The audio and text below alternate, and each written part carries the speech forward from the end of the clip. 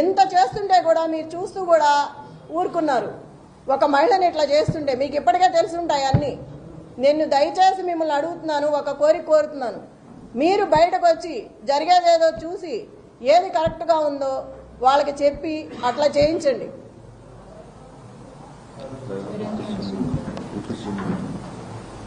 ఈ బట్టి విక్రమార్క మొత్తం జూబ్లీ హిల్స్ అంతా రౌండ్లు వేస్తున్నాడు. అవసరం ఏంటి? ఎమ్మెల్యే ఎవరు పేరిందా కూర్చొని ఉన్నాడు టేబుల్ దగ్గర? ఐలయ్య. అతనికేం పని టేబుల్ దగ్గర? చిటీలు ఇవ్వడం అవన్నీ అతనికి ఏం అవసరం? అసలుకి వీళ్ళందరూ రావాల్సిన అవసరం ఏంటి? విప్పులు కానీ ఎమ్మెల్యేలు కానీ మినిస్టర్లు కానీ వీళ్ళందరూ రాత్రి నుంచే తిరుగుతున్నారు. అవసరం ఏంటి జూబ్లీ హిల్స్లో వీళ్ళకి? లోకల్ నాన్ లోకల్ మాట్లాడుతున్నారు. మరి రజియా ఇంటికి వెళ్ళి బోరుబండ్లో సైట్ 3లో ఆ అమ్మాయి కూర్చుందని గట్టిగా మాట్లాడుతుందని ఇంటికి వెళ్ళి గొడవ చేశారు రౌడీలాగా పోలీసులు. ఆ అమ్మాయి మీద కూడా గొడవ చేశారు కూర్చోవద్దని.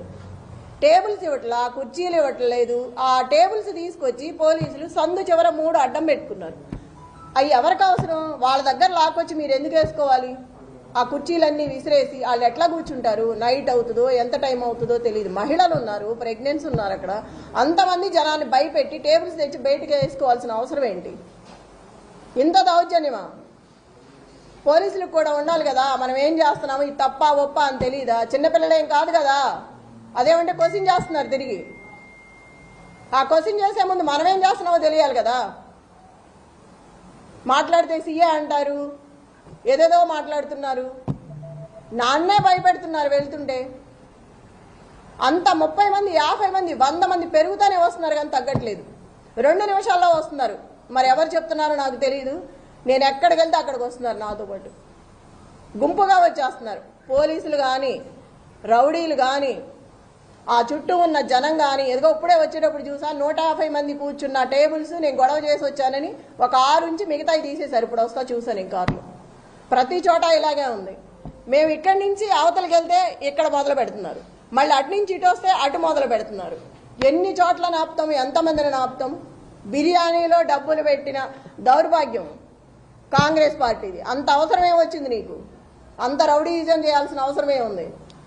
మొత్తం సిటీలో ఉన్న స్టేట్ మొత్తం రౌడీలు అందరినీ పెట్టుకున్నావు తీసుకొచ్చి. ఎంతమందిని బెదిరిస్తావు? పక్కనే పెట్టుకున్నాడు, కవర్లో పెట్టి ఒక్కొక్కళ్ళకు పంచుతున్నాడు. చూసాము, పోలీసులు కూడా చూస్తున్నారు పక్కన, ఏమంటలేదు వాళ్ళని. మా దగ్గర సెల్లులు ఉంటే తీసి బయట పెడుతున్నారు లాక్కొని. ఒక క్యాండిడేట్ ఫోన్ కూడా దగ్గర ఉండనివరా? క్యాండిడేట్తో ఒక మనిషిని కూడా రానివరా? ఎట్లా రాకుండా? లోపల ఎవరు కూర్చున్నారు ఏంటో మనకు తెలియాలి కదా. అట్లా కూడా అలౌ చేయట్లేదు. వాళ్ళని మాత్రం 10 మందిని అలౌ చేస్తున్నారు. అడిగితే నవ్వుతున్నారు.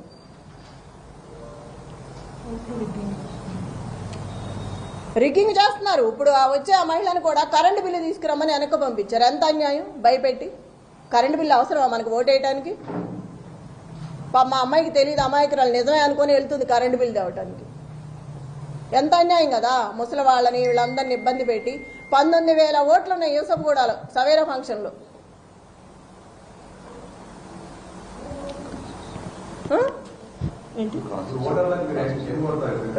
వికలాంగులకి ఎన్ని పెట్టాలి? వీల్ చైర్స్ మనం 19,000 మంది అంటే ఎన్ని పెడతాము?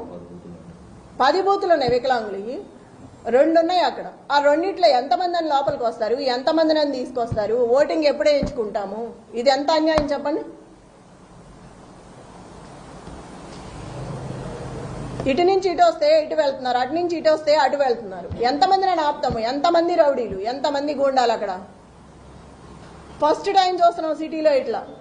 రేపు నుంచి జనాలనే బతకనిస్తారు వీళ్ళు ఇంత అన్యాయంగా.